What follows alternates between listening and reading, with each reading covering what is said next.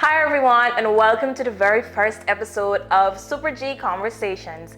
I'm your host, Gabriella Chapman, and I'm beaming with excitement to bring to you these timely conversations with Guyanese women. For those of you who would have missed our intro video, Super G is a concept created by the Miss World Guyana organization a few years ago, and the G really represents a list of gallant qualities that we possess as Guyanese women.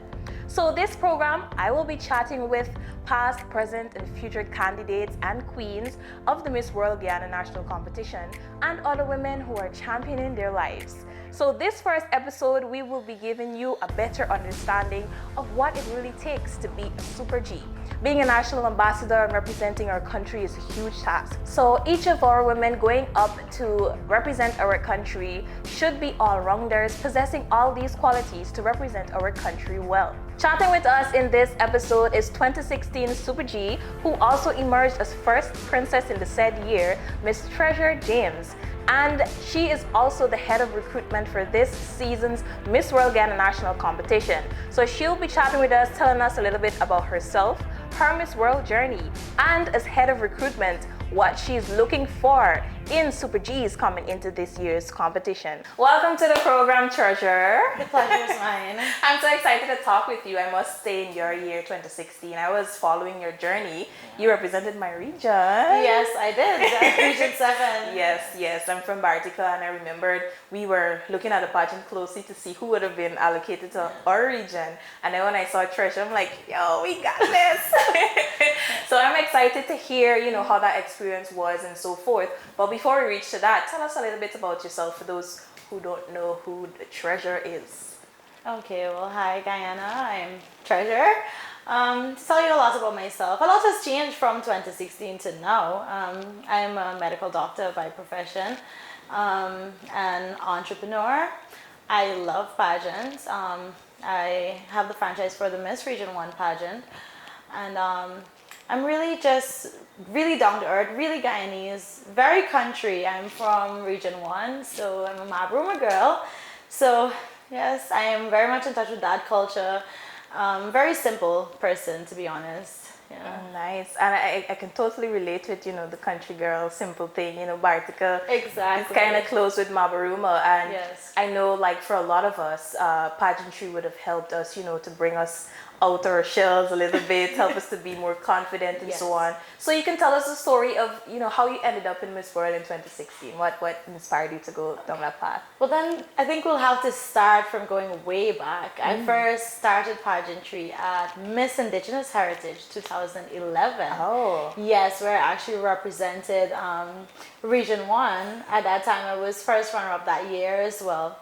So I did a small pageant back home, and then we came out and did the heritage pageant. So coming out with the ministry, I think it had given me so much exposure. I met so many people. I think rolling off from that, I think my influence with that, I started modeling, I started doing like TV ads. And from there, I started, getting a few gigs. I started to love modeling. And more so, I was very close with Donna Ramsamy James. I would do her fashion show every single year. Then rolling off from that, I think I did Texilla, Miss Texilla, when I started medical school. Right, Yeah, I remember that. Miss Texilla. Unfortunately, they haven't had another pageant after Miss Texilla our year. So I've never gotten an opportunity to hand over my crown. But yeah, I did Miss Texilla. I did Jam Zone.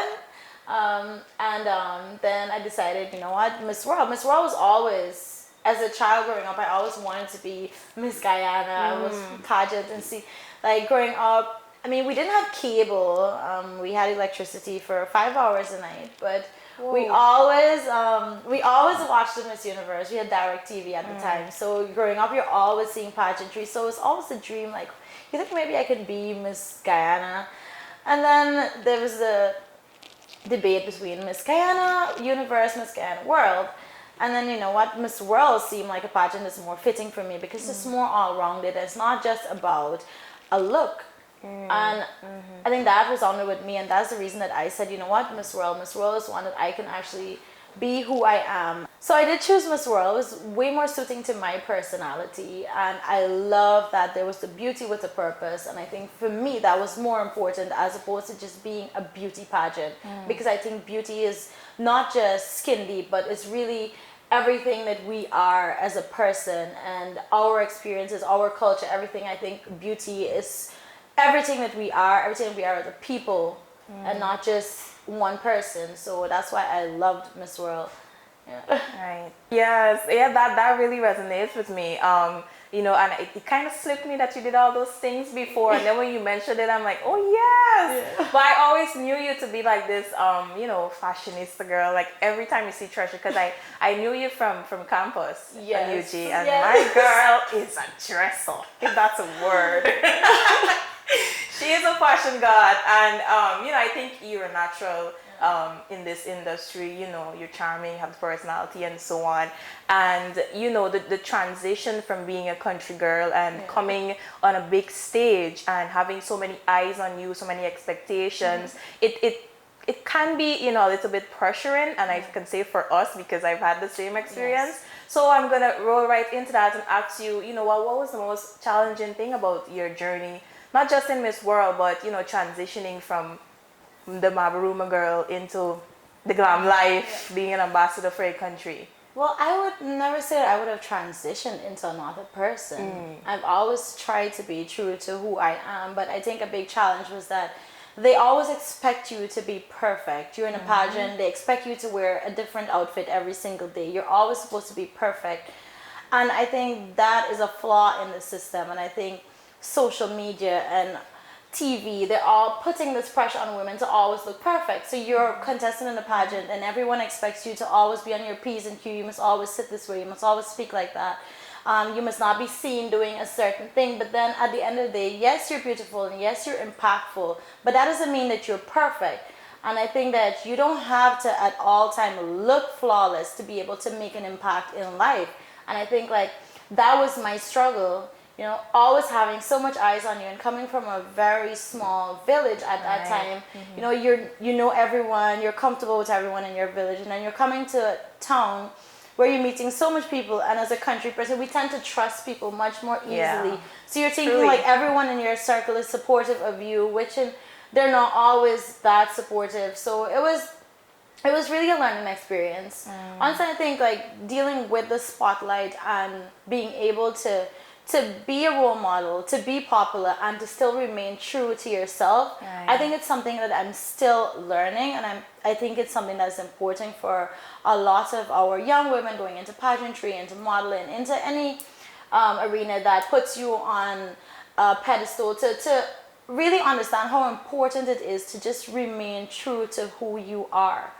Yeah. Right. I'm really, really happy that we're having this conversation because, you know, the purpose of this episode and this program in general, you know, is to talk about things surrounding women, the pageant industry, and so forth. And especially with these big pageants like Miss World, Miss Universe and stuff, like it feels like the entire country is looking at you and everybody, they got their own expectations of you, but they tend to like fail to realize that we're humans too, just like them, you know? It's like you're going on a platform and they expect you to be X, Y, Z, A, B, C, D. And if you don't, you know, Guyanese, they come at you. And with social media prevalent now, sometimes it gets really nasty. Yeah, it does. I'm happy that, you know, it would not have had such a bad effect on you because you were able to navigate, you know, and I say transition not to say that you change, but, you know, it's a different environment that you had to deal with. But look at you now, man. So what was the most memorable part of it all? Honestly, the most memorable part for me would have been like, I think the other contestants, like just bonding with the other girls. I think the priceless moments in simplicity. Like us just sitting there and going, a lot of the girls, we became really close, and then we started opening up about our struggles and being able to support each other. And some of us remain friends. I have like a few persons from the pageant that today I can say, hey, you know, let's have lunch and let's meet up. And I think we've form lasting friendships and we have amazing memories, and to be able to struggle and to be able to maneuver so many different obstacles with a group of strong women, I think that is priceless, honestly. Indeed, indeed, and you know, I can testify that Miss World is all about sisterhood. They stress that a lot when you come into the competition. Yes, everybody is vying for the crown, but at the end of the day, everybody must be able to take away something from the experience. And a sister or sisters is definitely one of the things we take away from that. We'll now pause our conversation for the teen segment with Jasmaine Assanah. Welcome to the first episode of the Super G Teen Spotlight. I am your host, Jasmaine Assanah. For this episode, we will place the focus on a teen from the visual arts industry, an industry that has continuously grown tremendously year after year, especially amongst our youths. This is something that we should be proud of, as visual arts is a fundamental component of the human experience. Art can help us to understand our history, our culture, our lives, and the experience of others in a manner that cannot be achieved through any other means. Now join me as I head over to our featured teen of the week. So I'm sure most of you are familiar with this beauty. She is very well known for her amazing makeup, TikToks, and her photo shoots. So joining us today is none other than Miss Latoya DaSilva. Hi everyone. So Latoya, tell the viewers a little bit more about yourself. Okay, so my full name is Latoya DaSilva. I am 19 years old. I am an artist, a makeup artist. I mostly paint on canvases. However, I do custom shoes and clothing. My brand is Exclusive Art, and I also have Exclusive Beauty going on for myself as well. What more can I say? I don't know. I started art at a very young age, and ever since I've been developing my skills more further. I've been doing exhibitions and so on. Right now, I am just focusing on developing my craft a bit further, and I have something really big coming for you guys. So, you know. Like, I am really excited to see what's this big thing that she has coming. What experience would you say led you down the path to becoming an artist? Okay, so like I said, I had started art ever since I was little. I was in primary school. What most people don't know is that I was actually bullied in primary school for my weight. I was a little chubby. I was a little chubby. Nevertheless, I had started drawing and so on in class, and then the people that were bullying me, they were like, "Really? Oh my God, Latoya, could draw? Come draw this thing for me." You know. Yeah, I know. Yeah. So then it kind of strayed away from them bullying me to them actually admiring what I can do. So I just kept going with it. I said, okay, all right, people like it, let me continue. So, and I actually loved what I was doing too. So I just continued with it, and I developed my skills further, and then here I am today. That's actually really nice, you know, using your past to channel your future. That's really cool. What is your biggest inspiration in art? Right now I am mostly inspired by, as you can see, the human body and how, you know, different they are, how beautiful they are, regardless of the differences. Also, nature plays a big part in my my inspiration for the pieces that I do now. Mainly those two, right now. I think the body part, like, I remember when they removed your video off of TikTok because of nudity. I mean, come on, everybody has a body. And what is your ultimate goal in the arts industry? Okay, so I don't know if I should talk about this. But okay, I will. All right. So what I want to do, what my long-term goal is to have a space for creatives in any art form. You can be a painter, a photographer, you can be a poet, a singer, it does not matter. Just to have a space like for somewhere for you to come and, one, showcase your art, two, network with other creatives, because I know, and I'm sure you paint as well. Yes, I'm sure yes. you know. Sometimes you have those moments where you're blocked. You just need guidance. You just want to, you know, talk even to someone who does what you do, who understands what it is that you do. So true. I think most of the creators in Guyana would really appreciate that, Yeah, because for we sure. don't have a space that we normally share as a unit. Exactly. Yeah, we don't have that space, but it would be really good if, all of us creatives can just come together and just bond, and you have somebody in the industry who you can talk to, because not a lot of people would understand. You just gotta go to like a random person and say, "Oh, I feel this way about this," and they will get it. Because I envision it to be a space where not only you can go and get guidance, you can come, you could paint there if you want. You Yeah. could come and work on your craft there, develop it further. It's really That's nice, what I wanted but to do. a lot of us have that goal, and I think we should work together on that, which we'll see in the future. Stay tuned. That just might be the big thing I have planned. Okay, hint, hint. And what advice do you have for the viewers out there, or anybody else interested in becoming an artist? Okay, what I would say, definitely first and foremost, do not stop. Everyone will get to one point in their craft where they think, okay, maybe I'm not as good as I want to be where I am right now. Maybe I'm not as good as the other person. Maybe I just don't feel the drive anymore. I was there. I'm sure there are many other creators out there that can say the same. But what I can say is just don't stop. Don't stop. Because when you stop, you lose faith in yourself, you lose faith in your craft. It's not good at all. So just don't stop. Just keep it pushing. That's nice. That's nice. Yes. Well, that's all the questions that I have for you, and now we're gonna move on to a little activity that I had planned. Why you pull along this one? I want this one. Okay. So she picked the butterfly, and we will have to recreate this little number. Yay. So What was it? I can see the rest. here. Rest of them was so Okay, easy. we got a pattern. We got easy one, so we got easy one too. Alright. So we will set the timer at 1 minute. 1 minute. We have some brushes here. And we have paint.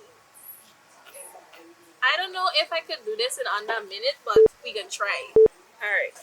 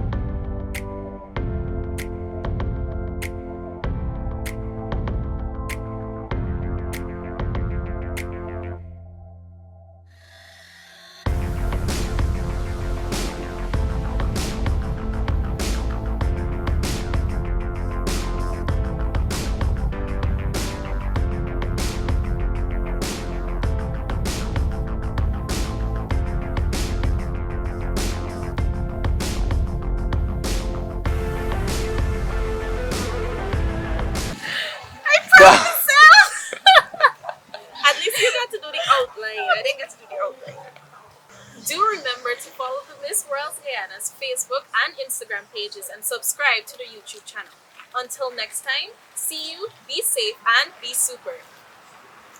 Welcome back to Super G Conversations. Thank you for staying with us. For those of you who are now joining, we're chatting with Treasure James. We're talking about her journey and what it really takes to be a super G. So yeah, my next question to you, we want persons to better understand the whole concept of super G. It sounds, kind of like superwoman, superman kind of thing. You would have passed through that competition and would have been a super G as well. And you would have emerged first runner-up in the pageant. So my next question to you, because we want persons to fully understand the concept of Super G, how would you define Super G having passed through the competition and emerging as first princess? How would you define that? What does it really take to be a Guyanese woman ambassador?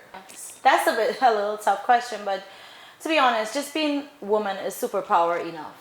Do you understand? Nice. That's a pageant answer. That's how you win a pageant. Yeah, but I think we're all born with the capability of being a super G.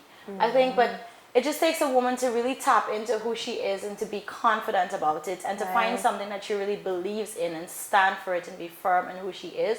And I think in that essence, you're Super G. In my book, that's what I think it should be. Just be you, be confident, stand for something, go after it, and be firm on it. Nice. I love that answer. Yeah, if this was a pageant, you would have won the crown. But I really love that answer. When I started pageants, I started in 2015. And I could remember a woman, she was coaching us. She told me that confidence wins pageants. Exactly. And that's something that you always have to remember. Like, you could not be sure about something, but you can make people think that you're sure about it, Yes. And that's how you win a crown. But it's important for us to highlight that, because a lot of young women think that, they have to have so many things before they enter into a pageant. You come in as you, and I am sure the journey helps you to find yourself in that experience and bring out more of who you are, because a lot of us, we have potential that we undervalue. So that's important. I'm happy that you mentioned that. As you said that, I'm wondering too, as head of recruitment this year for the 2022 batch that's coming in, presently, for those of you who don't know, registration is open for persons who are interested in joining the pageant. It's going to be next year, but you can register from now. And as head of recruitment, what would you say are some of the qualities you would be looking for in these candidates coming into the competition? Firstly, Guyanese or Guyanese heritage. Definitely. You should be of appropriate age. Your look, I want you to take this away that it has nothing to do with your look. If you're have a high BMI, if you're skinny, if you're dark, if you're light, if you're Indian, if you're Amerindian, I think this year we want a well-rounded group of women. We want women from different backgrounds. And for the first time, we want women to be represented in every region. I don't just want a bunch of girls from Region 6, Region 5, Region 4, Region 10. We want Region 7. We want when a girl represents Region 7, she is from Region 7. We want a girl to represent Region 1 that is from Region 1. You should be able to speak publicly. You should be confident. And if you're not so confident, don't let that hold you back, because this is a learning process. It's a journey. It's not a pageant where you come today and then tomorrow's a pageant and you just show up. Right? Whatever quality we're looking for, we can bring it out. I think we all have great qualities in us. There's some areas you might be weak and other persons might be strong. But I think throughout that journey, it is our responsibility as an organization. We're taking these young women under our wings and we're training you, and we're going to give you all the tools and the training and the guidance to bring out the best version of yourself. So by simply wanting to be Miss World, by simply wanting to be an ambassador for Guyana, I think that is what we are looking for. If you feel like you can do it and you're willing to make the necessary adjustments and to train and to be the best version of you, I think with that alone, I think you should just go ahead, apply. We have like new board members that are going to be there, and then we have past pageant girls as well. So I know a lot of girls are going to feel more comfortable knowing that, we're dealing with someone who would have walked this walk, and as that I would have known like the downfalls and the highs of the experiences and try to improve on that, because running a pageant and being a part of a pageant is completely different. So as a franchise owner, I might have different experiences that she will not understand, that only me and my partner sisters would have understand. And being here now, I want to make that different. I want to see those things iron out so that all these girls can have a better experience coming out of this pageant. Yeah. Nice. I was going to ask you too, I think you would have already answered it. I know pageantry, particularly Miss World, is a well-respected platform across the globe. It's a really competitive pageant. Moving beyond being a candidate in the local league for our queen, what do you think is the most important thing that Guyanese woman ambassador should understand before taking up that role? And in mentioning that, you can also highlight what important thing corporate Guyana got to understand for us to be represented adequately on that platform. So it's nice that you put what our queen needs and what corporate Guyana needs to do in one question, because honestly, she needs corporate Guyana to support her, honestly. Because I think a lot of our queens do have the potential, but they do not have the support, especially the financial support and a proper team going in there and having the best trainers going into that pageant. We don't have it. We have girls with potential, but we don't have the backing. We want this elaborate costume, but we can't afford it. Right. She's representing us. She's representing Guyana. Business owner, it's up to you. She's representing you as well. She's an image of who we are. When she goes out there, everyone is saying, waiting for them to come out and say Guyana, and then it's like, you know, you feel that sense of pride. And you know, as an entrepreneur, I want more business people to jump on that and say, you know what, this is who we are. She is now standing in the gap for all of us, and you know what, we need to support her. And in that, encouraging more women to come on board. It's the same thing that happens with sports. We're not getting the support from corporate Guyana. Any athletes or pageants, we just don't get that. It's just a level, and then we're struggling to find, you know, the girls have to put themselves in expenses to come up with their own costumes and everything. And I think that is one of our biggest downfalls, sending our queens out into that international leg. But also, the queen needs to understand that this is not a beauty pageant. This is not just a pageant. This is not just one night competition. This is an all-rounded event. You have to be able to excel in sports. You need to have a talent. Or if you don't have one, be able to develop a talent. You must be able to speak. You must be able to, and most importantly, the heart of Miss World is the beauty with a purpose. The queen is nothing without a beauty with a purpose. This is the heartbeat, to be honest, of Miss World. You must have a purpose, and you must have something that you're passionate about, and that you're willing to put your time and your energy and your effort into bringing about a change in some aspect. So this is not, oh, I show up and I look pretty. It is hard work. It is a lot of work. It's not just picking a platform and speaking about it as well. It's about starting something, getting a movement, getting things done. I think that to be that queen, to go out there, to know that you have to be all right. You have to put in hours.